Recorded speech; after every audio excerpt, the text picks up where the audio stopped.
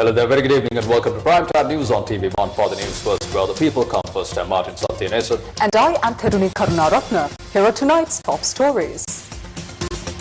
The headlines on Newsfirst. Sri Lanka-Vietnam relations deliver mutual benefits, says Vietnamese president in parliament. President Dissanayake invites Vietnamese investors to key sectors including tourism. Vietnam donates 100 metric tons of urea to Sri Lanka as 5 agreements are signed. Body of former Sri Lankan Airlines CEO Kapila Chandrasena found at Kollupitiya residence.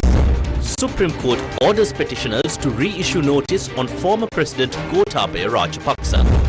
Strong criticism erupts within UNP as Harin Fernando faces internal challenge. ඔයාලා ගහන්න අභියෝග කරන්නේ. අභියෝග මම බාර ගන්නවා. සත්තු වගේ හැසිරෙන මිනිස්සු කිසිම පක්ෂයකට ගන්න එපා. ඒ පක්ෂවලට ගමනක් නැහැ. Combat the rebuild continues for second day in Nuwara.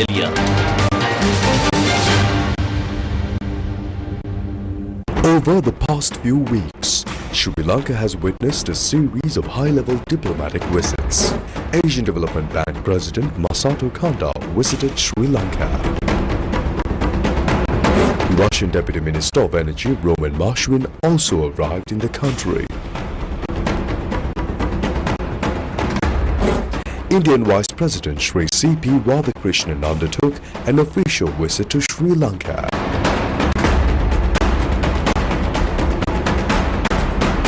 Russian Minister of Health Mikhail Murashko visited Sri Lanka.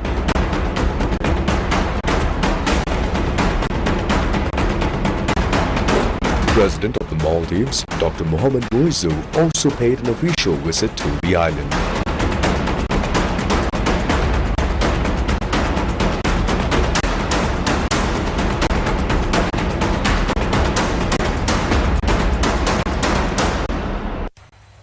Over the course of the past month, Sri Lanka has welcomed several high-level international dignitaries, reflecting a period of heightened diplomatic engagement.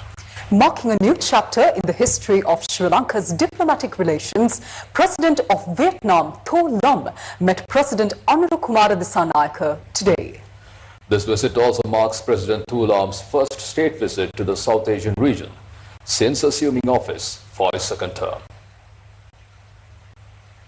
At the invitation of the President of Sri Lanka, the President of Vietnam arrived in the country Thursday night, marking the 55th anniversary of the establishment of diplomatic relations between Sri Lanka and Vietnam. It is also significant that a Vietnamese president is undertaking an official visit to Sri Lanka after a lapse of 15 years. The President of Vietnam, who arrived at the Bandaranaike International Airport, was warmly received by Prime Minister Dr. Harini Amarasuriya along with other dignitaries. The official state welcome ceremony for President of Vietnam, Tho Lam, was held Friday morning under the patronage of President Anurukumara Dissanayake at the Presidential Secretariat in Colombo. Following the reception of the Vietnamese President upon arrival at the Presidential Secretariat, both heads of state proceeded to the ceremonial dais. Thereafter, a military guard of honor and a ceremonial gun salute were accorded to President Tho Lam.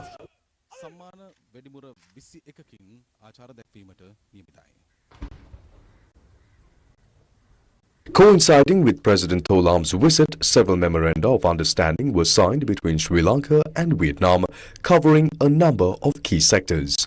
The MOUs were exchanged in areas including tourism, security cooperation, religious and civil affairs, commerce, transport, as well as economic, scientific and technological cooperation. Documents were also exchanged for the donation of 100 metric tons of fertilizer by the government of Vietnam to Sri Lanka. Special focus was placed on strengthening cooperation between Sri Lanka and Vietnam in emerging sectors such as renewable energy, information technology, and artificial intelligence, as well as on enhancing security cooperation and collaboration in agriculture, including technology transfer and post-harvest management. President Anurukumara Dissanayake invited Vietnamese entrepreneurs to invest in Sri Lanka's priority sectors, including infrastructure development, tourism, and manufacturing. A joint media media briefing by the two heads of state was held thereafter. This visit marks a historic milestone in the diplomatic relations between our two countries and represents a timely opportunity to further strengthen bilateral economic cooperation. We share the objective of increasing bilateral trade to $1 billion by the year 2030. I expressed my sincere appreciation to His Excellency for including a Vietnamese business delegation comprising of 50 representatives, which reflects strong confidence in Sri Lanka's investment climate and its strategic potential. I invite Vietnamese entrepreneurs to explore investment and business opportunities in Sri Lanka's priority sectors, including renewable energy, logistics, infrastructure development, tourism and manufacturing. We reaffirm our commitment to working closely together to translate cooperation in the technological, security and economic spheres into practical programs, thereby building a dignified and prosperous future for both our nations. The President of Vietnam addressed the media at a briefing. Mr. President, we extend our congratulations to your government for the achievements it has secured, particularly the economic successes. Through this economic journey, you have been able to improve the living standards of your people, and we greatly value these accomplishments. We have paid close attention to elevating our cooperation to a high level. First and foremost, it is essential to strengthen economic, security and political cooperation between our two countries. At the same time, we must further expand high-level exchanges, including interactions between government representatives and people-to-people exchanges to deepen mutual understanding and cooperation. Secondly, we need to enhance collaboration in key areas such as the economy, trade, investment, agriculture and technology in order to achieve mutual benefit. Through this partnership, we can create peace, prosperity and development for the people of both our countries.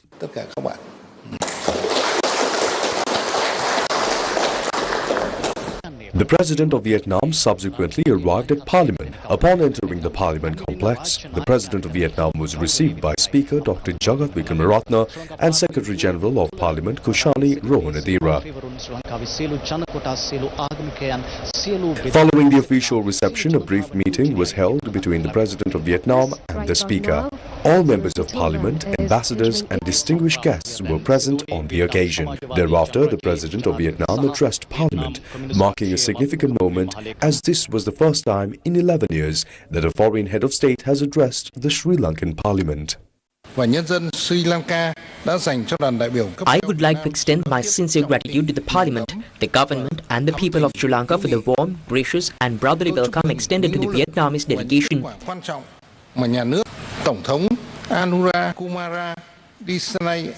Through the visit of President Anurukumara Dissanayake to Vietnam, the long-standing relationship between our two countries has been further strengthened. As a result, mutual cooperation has been deepened and shared prosperity has been advanced. President Tho Lam outlined the sectors in which Sri Lanka and Vietnam can jointly achieve success.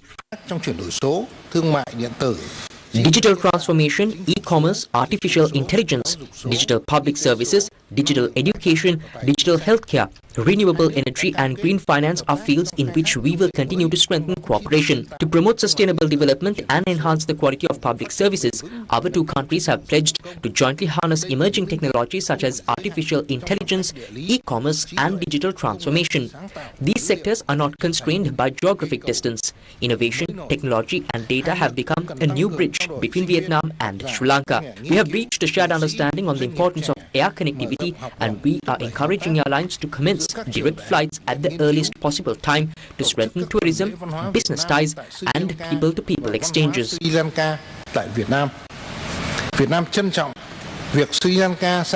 President of Vietnam explained the pathway through which Sri Lanka and Vietnam can achieve economic success together. To achieve these objectives, we must provide coordinated incentives, facilitate trade, promote business-to-business engagement, exchange trade delegations, participate in each other's exhibitions and conferences, connect supply with demand and work toward a more enabling legal framework for trade and investment. In the near future, we have agreed to work toward a bilateral trade target of $1 billion between our two countries. Beyond the numbers, this $1 billion goal represents new confidence, momentum and opportunity for cooperation between our two business communities. I urge the relevant authorities to deepen collaboration and transform existing agreements into practical programs, projects and tangible outcomes for our people and business. We encourage cooperation in sectors such as agriculture, food processing, manufacturing, renewable energy, electronics and automobile components, pharmaceuticals, metals, telecommunications and related industries. Thirdly, we seek to accelerate cooperation in agriculture, food security and rural development. Agriculture is a close and valued sector for both our countries. The Vietnamese president says he believes that the friendship between Sri Lanka and Vietnam will be the foundation to the development of both nations. Today, Vietnam aspires to further develop the traditional friendship between our two countries into strong political trust, close economic cooperation, deeper cultural exchanges and mutual understanding. We seek to translate shared aspirations into real projects, tangible programs and concentrate achievements that bring genuine benefits to our people. For more than a half a century, the diplomatic foundation we have built, anchored in history, culture and a shared desire for development, has been strengthened by the determination of our leaders and the cooperation of our people. We believe that peace is the foundation, people are at the center, development is our goal, and friendship is the strong bridge that connects our two nations. I wish the state of Sri Lanka and its people peace, stability, sustainable development and prosperity. For the benefit of our two nations and for peace, stability and prosperity in the region and the world, may the friendship and cooperation between Vietnam and Sri Lanka continue to flourish. Thank you for your attention.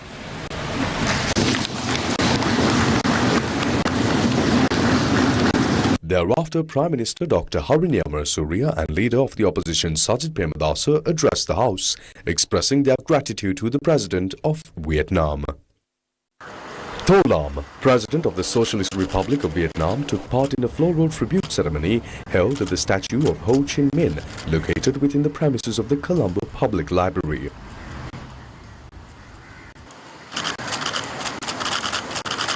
President Tho Lam also attended the ceremony marking the commencement of the expansion work of the Vietnam Ho Chi Minh Space, which is situated within the Colombo Public Library complex.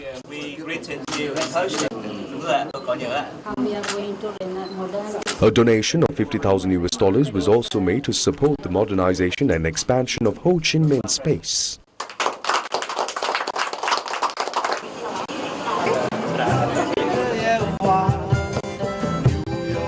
Long live Vietnam, long live Vietnam-Sri Lanka friendship.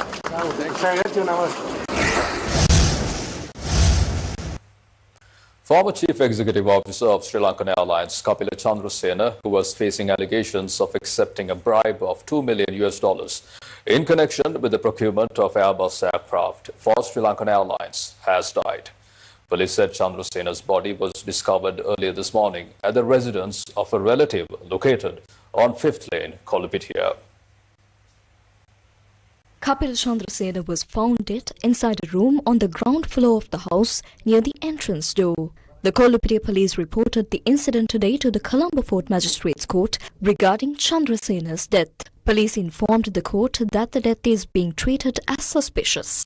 The Kolupitia police further informed the court that a magisterial inspection of the scene was required. Accordingly, Colombo Fort Magistrate Pasan Amarasena conducted an inspection at the location where the body was found.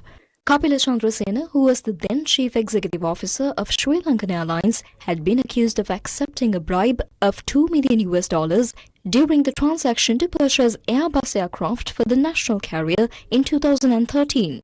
After being arrested by the Commission to investigate allegations of bribery or corruption, Chandrasena was remanded in custody and subsequently released on bail on the 5th of this month by the Colombo Chief Magistrates Court. The bail conditions included a cash bond of 500,000 rupees and 3 personal surety bonds of 10 million rupees each. Subsequent investigations following his release on bail revealed that 2 individuals had been presented as sureties for 2 of the 10 million rupee personal bonds after paying 15,000 rupees each to obtain their services. The Bribery Commission informed court that the suspect had violated bail conditions and breached the trust of the court and requested that his bail be cancelled and that he be remanded until the conclusion of proceedings under the Anti-Corruption Act. Colombo Chief Magistrate Asanga S. Bodharagama, issuing orders yesterday, instructed that Kapila Chandrasena be arrested and produced before court and further directed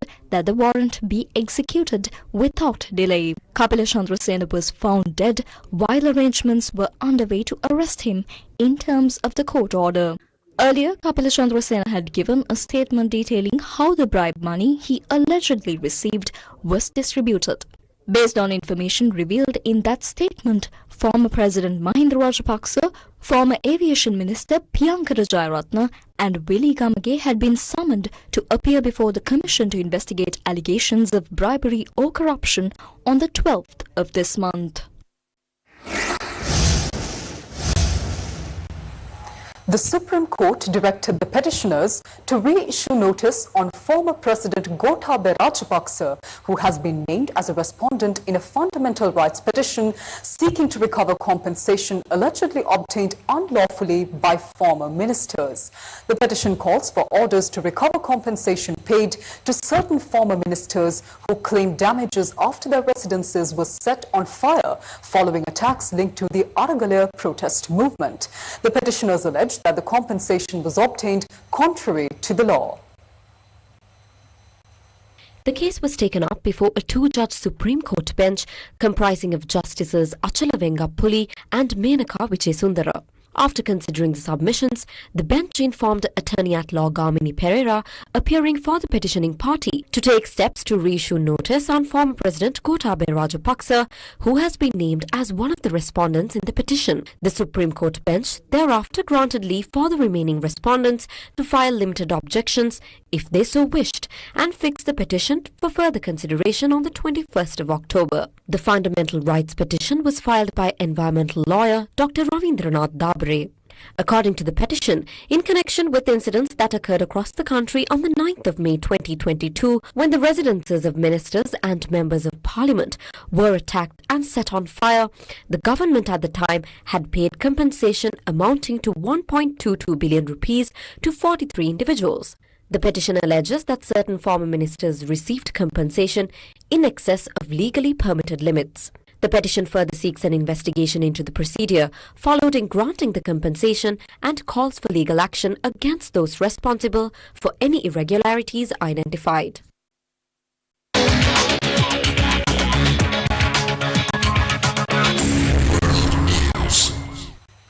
Tensions between the United States and Iran continue to remain high amid ongoing military and diplomatic friction. This raises questions about whether the ceasefire in place is actually effective. Here is Omitra Bekon to bring you the latest. Omitra? Yes, Martin and Therani. Now, taking a look at the latest developments on the Middle East conflict, the U.S. Secretary of State Marco Rubio says the United States is expecting a response from Tehran on its latest peace proposal at some point today. Meanwhile, a clash between Iran and U.S. naval destroyers in the Strait of Hormuz was reported, with both sides blaming each other for the incident. However, U.S. President Donald Trump said the ceasefire is still in place with Iran, despite the clash in which the U.S. claims Iran launched missiles, drones and small boats against 3 of its warships in what it called an unprovoked attack. Iran accused the United States of violating a ceasefire by targeting 2 ships at the Strait of Hormuz and attacking civilian areas. The U.S. Central Command said that American forces responded with self-defense strikes on Iranian targets after 3 Navy destroyers came under missile and drone fire but were not struck. Foreign media reported the American destroyers USS Truxtun, USS Mason and USS Rafael Peralta were attacked by Iranian missiles, drones and small boats. Trump has said Iran, quote-unquote, trifled with us today. Posting on Truth Social, Trump said that the U.S. had destroyed multiple small boats, missiles and drones, adding that great damage was done to the Iranian attackers. The U.S. president also reiterated a warning over the peace deal, quote-unquote, just like we knocked them out again today, we'll knock them out a lot harder and a lot more violently in the future if they don't get their deal signed fast.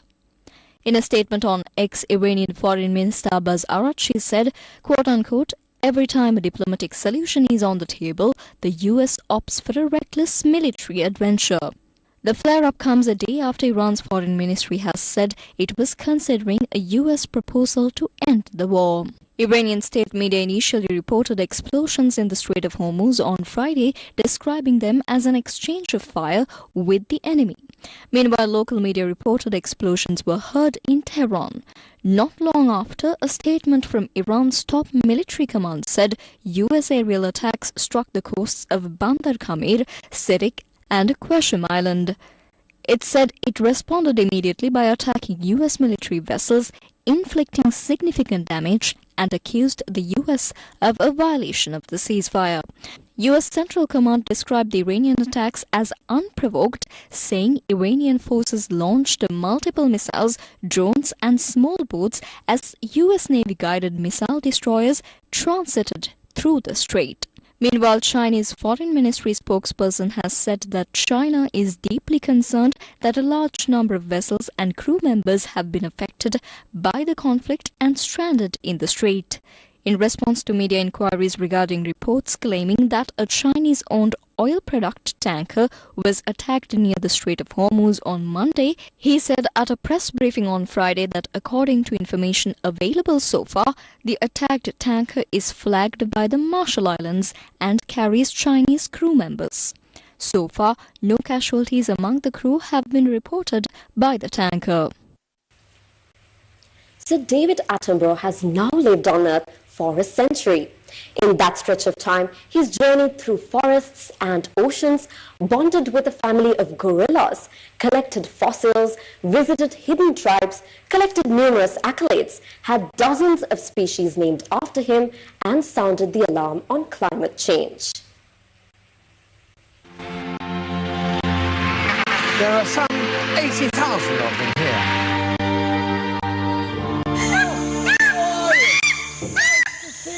He was born before the Great Depression, came of age in World War II, and is still making wildlife documentaries. On Friday, one of the world's most famous wildlife experts and climate campaigners, David Attenborough, turns 100. They have to warm up in the early morning sun. His films have brought intimate scenes of nature to hundreds of millions of viewers. Born in 1926 in suburban London, Attenborough collected fossils as a child, studied zoology at Cambridge, and got drafted into the Royal Navy in 1947. He had a career as a BBC manager before moving on camera, only after someone else got ill. One of his most famous TV moments was when he cuddled with gorillas in Rwanda's Virunga Mountains in 1978. It was really very unfair that man should have chosen the gorilla to symbolize all that is aggressive and violent, when that's the one thing that the gorilla is not, and that we are.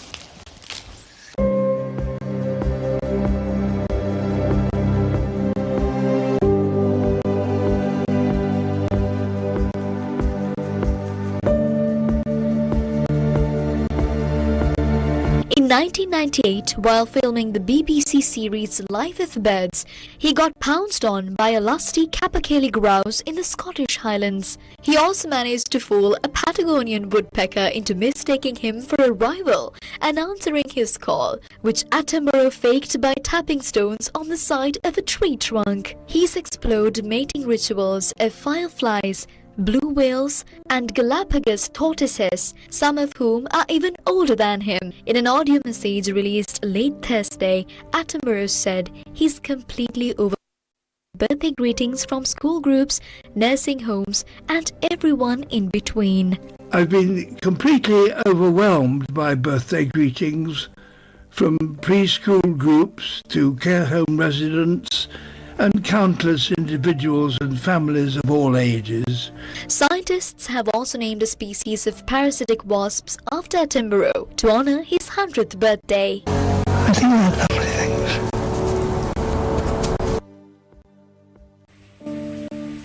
Actor-turned-politician Vijay met the Tamil Nadu governor R.V. Alekar today for a third time in as many days to try and resolve a continuing deadlock over the formation of the next government of Tamil Nadu. Indian media reported that sources have said that Vijay finally has the numbers to form the government, with the latest count taking it past the majority mark of 118 seats. At the Lok Bhavan, he staked claim to form the government with the support of 118 members of the Legislative Assembly, also known as MLAs. The Communist Party of India, or CPI, State Secretary Veerapandiyan said its party and affiliates have given the 6 MLAs needed for Vijay's TVK to form a government. Meanwhile, CPIM leader K. Balakrishnan said the swearing-in ceremony is expected to take place tomorrow at 11 a.m.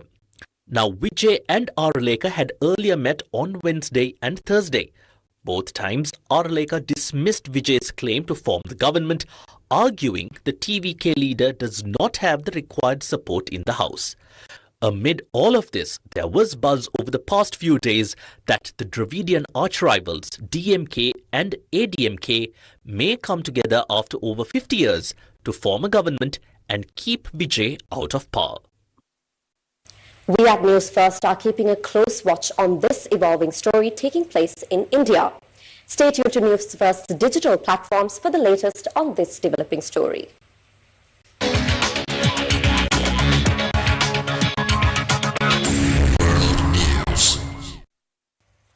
Deputy General Secretary of the United National Party, Harin Fernando, who is in charge of mobilizing the party's political machinery, was accused of issuing a threat as the party's BLO electorate organizer, Sandaruwan Vikramanayaka, made public disclosures at a media briefing held today. However, during the briefing, an audio recording that was alleged to contain threats made by Harin Fernando was played. Newsfirst was unable to independently verify the authenticity of the audio recording.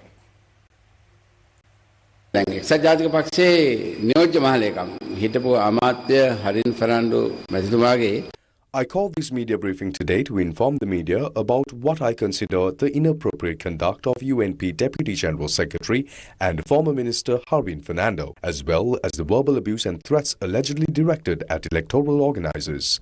I will now allow you to hear this. මම පොඩ්ඩක් ඒක මේ ඔබතුමාට ඇහෙන්න සලස්වන්නම්. මේ සඳරුවන් तो दाबी में को ना ग्रुप पे का तो मना तो या को मिनसु दाह की ना तो मैं गवर्नमेंट साले को बाकी होम बगाड़ ताला आगाना ना को मुझे दाब में को ना तो मना हमारे देश पालने को ना ने तंदा दाह गाना बरी यूएम पे तो मामा सच पे तो मामा तो मैं फेसबुक पे दाह ना नहीं ये तो अंदर बोले इधर तो आये हम भी दाह भी बोलन दीपन इंडिया तो मैं पिन्ना ना मैं कौदी के Facebook මේ වගේ අශෝභන අශ්ලීල රස්තියාදුකාර චරිත එක්කද මේ රට හදන්න යන්නේ. Is this the kind of vulgar, indecent and reckless conduct with which this country is going to be rebuilt? Is this how the United National Party is expected to be rebuilt? He served as a minister between 2015 and 2019, yet he did nothing for the Badulla district. Not a single development project can be named. What he did was come to Badulla, take over the Badulla electorate that belonged to Winston Dias, absorb that electoral base, marry that leader's daughter, and eventually abandon her as well, leaving her in distress because of his conduct. After that, in 2019 and 2020, he entered parliament through the national list of Sajid Premadas's Samagi Janabalabegya. Later, when Ranil Wickremesinghe became president, this shows how opportunistic and power-hungry he is. He returned and took 4 ministerial portfolios. I asked Harin Fernando clearly, after taking 4 ministries, what did he do for Badulla? If he can name even one development project, I will step down from my position as organizer. Instead, he travelled around the country and around the world, living a very luxurious life. He used politics solely for his personal interests. During the last presidential election, nothing was done in Badulla district to help Ranil Wickremesinghe win. The funds given to spend for the presidential campaign were kept by him. Those funds were allegedly misused and later spent on the parliamentary election. When the Easter attacks occurred, he knew they were going to happen. He said it himself. Words that came from his own mouth, that his father told him not to go because something was going to happen. I have informed the Criminal Investigation Department, and once again I ask if Harin Fernando knew the Easter attacks were going to happen. This must be investigated. Now he challenges me to fight. I accept that challenge. Let us meet in any public place, anywhere in Sri Lanka. But as a teacher, I say, first, grow up. You have a lot to learn. You are not mature. You are still in kindergarten politics. First, become a gentleman. Practice dignified politics. You have no political future left behind in the Badula district. Go and do your politics wherever you wish. I appeal to all political parties. Do not take in individuals who behave in an undisciplined, reckless and uncivilized manner. Parties that do so have no future. වනචාරී සත්තු වගේ හැසිරෙන මිනිස්සු කිසිම පක්ෂයකට ගන්න එපා. ඒ පක්ෂයකට ගමනක් නැහැ. The Gammatha Rebuild Program, launched for communities affected by Cyclone Ditwa, continued for a second consecutive day today in Nuwara, marking the third phase of Sri Lanka's journey from disaster response to long-term recovery. The program is being jointly implemented by the National Apprenticeship and Industrial Training Authority, the Department of Technical Education and Training, and Gammatha with the full support of Australia's Minderoo Foundation. The Gammatha Rebuild Sri Lanka initiative represents the third step in this comprehensive response.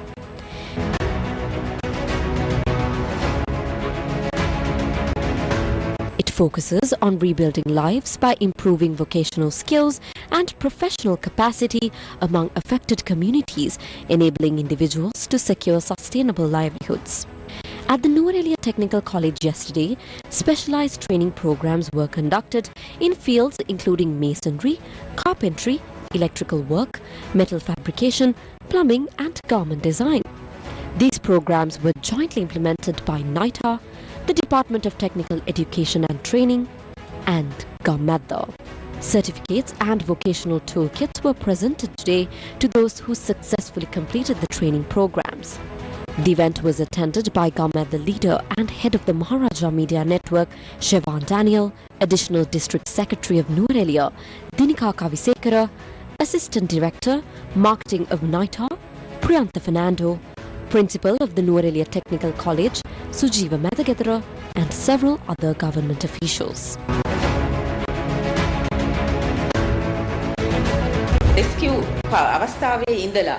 From the rescue phase right through to the rebuild phase, the Gammatha team stood with us at every step. We are pleased that Nuwara district was selected for the first rebuild program to support our beloved people. Laptops were also distributed to university students from the Nuwara district who were affected by Cyclone Ditwa.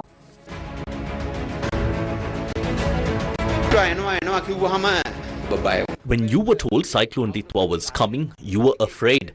But when you step into society as skilled professionals with these toolkits and begin your working lives, in 6 or 7 months you will say that Ditwa was the turning point of your life.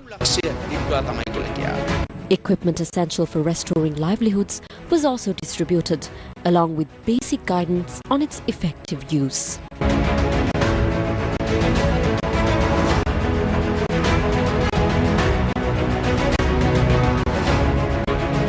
Gammatha leader Shevan Daniel explained how the rebuild program will move forward. Today, our aim is to help people emerge from this disaster and build a new future. This is only the first project. We plan to launch many more such initiatives. Just as Japan rebuilt entire towns after the 2011 tsunami, we must reimagine the future. In 5 to 10 years, the areas destroyed by Cyclone Ditwa can be transformed, especially by creating new opportunities for the younger generation. If we move towards a new country and a new direction together, that vision will become a reality. Recognizing that financial stability is crucial when rebuilding livelihoods, workshops on financial management and responsible use of social media were also conducted as part of the program. අලුත් අත්දැකීමක් ලබා ගන්න පුළුවන් වුණා. බඩු දෙන එකටත් අපිට ලොකු සහනයක් වෙනවා. කිසි දෙයක් නොලැබුණු කොට්ටාසයක් හිටියා. ඒ කොට්ටාසේ තෝරගෙන මේ බඩු බාහිර හරි විදියට පාවිච්චි කරගෙන හරියට ක්‍රමයට ගියොත් ඇත්තටම සෑහෙන වටිනාකමක් තියෙනවා. Recover and rebuild together. Gammatha, for the people, by the people.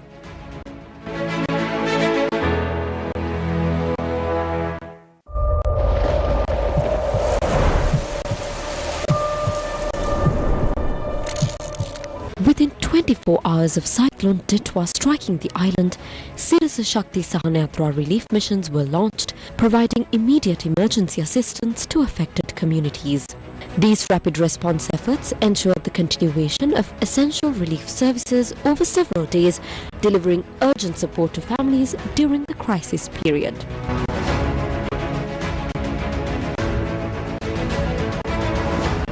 The next phase focused on restoring hope and stability for those affected. With the backing of the Mindaru Foundation, Gum at the Care and Dare was launched to support communities beginning their recovery.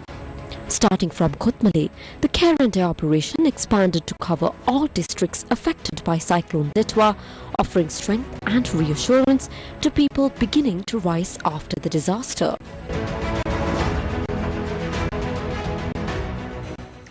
An engaging panel discussion with the Ambassador of the Republic of Korea to Sri Lanka took place yesterday in Colombo, organized by the Pathfinder Foundation. An interactive roundtable session with the Ambassador of the Republic of Korea to Sri Lanka was held yesterday in Colombo. The Ambassador highlighted policy adaptability, strong institutions, and the importance of innovation and IP protection. Participants raised questions on economic strategy, security challenges, and Sri Lanka-Korea cooperation. She also highlighted the importance of a balanced regional development and long-term national planning. The event was organized by the Pathfinder Foundation. In a historic collaboration between Sri Lanka and India, the groundbreaking Shakti Sat mission was officially launched yesterday. In collaboration between Sri Lanka and India, Shakti Sat mission was officially launched in Colombo.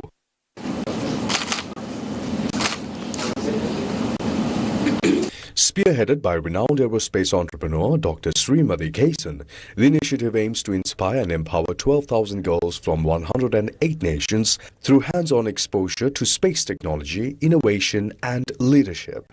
When I started Mission Shakti Sat and started talking to women around the globe, literally I call myself an ADHD kid because so curious, so excited, so jumping, curious, always want to go to the moon, to the Mars, everywhere. I thought, is it only me? But then when I started talking to women around the world, there were so many women ADHDs who were so curious, who wanted to do something for the country, something for the girls. Mission Shakti Sat in a short narrative, bringing in 108 countries together, 12,000 girls, building a special curriculum in space. Handpicking one child from each country, bringing them to India, along with the ambassadors, the women leaders of each country. Integrate 2 satellites, one to low Earth orbit, which we request our Honorable Prime Minister to launch it on 11th of October being the International Girl Child Day. This will become iconic.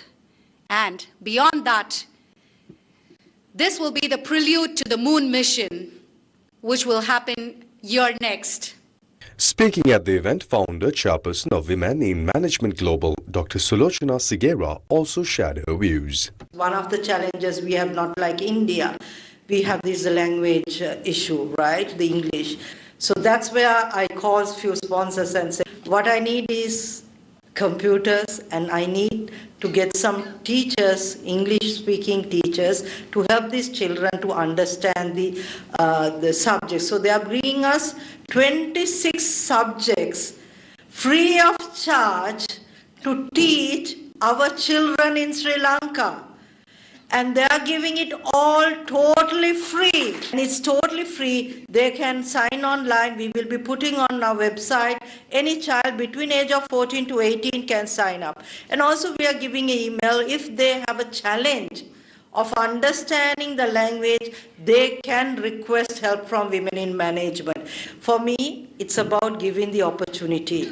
And it's about building our girl child, not only to, because we speak about women empowerment and leadership. It's not just leadership or empowerment. It's about for dreams, because 15 years ago when I started Women in Management, I wanted to showcase the women in Sri Lanka.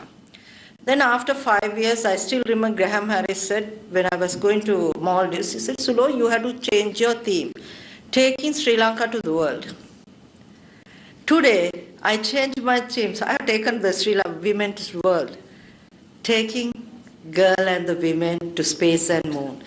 So 2027, our girls will be doing the satellite and the rocket to the moon. The Shakti Sat satellite is scheduled for launch in 2027, symbolizing global unity, innovation, and the limitless potential of young women.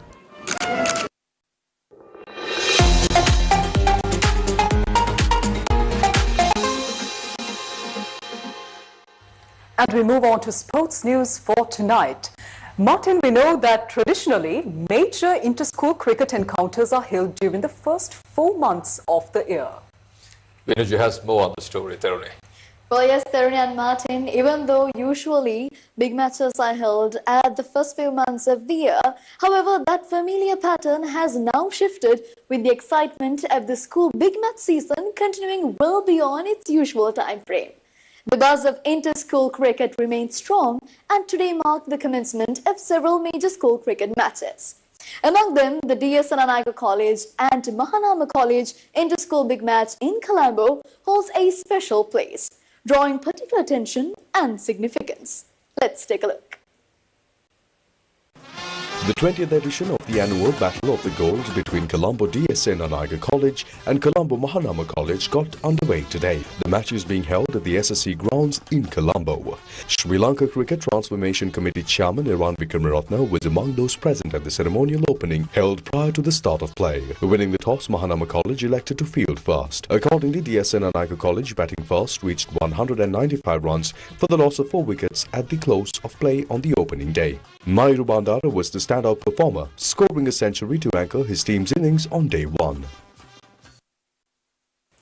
Now drawing your attention to Galle, the inter-school big match titled Pride of Galle between Galle Vidyaloka College and All Saints College commenced today at the Galle International Cricket Stadium. Winning the toss, All Saints College elected to field first. Batting first, Vidyaloka College was powered by standout innings from Lidula Nwanga, who scored 162 runs. Vidyaloka College ended the first innings after reaching 364 runs for the loss of 6 wickets. By the close of play today, All Saints College, in reply, had scored 11 runs without losing a wicket.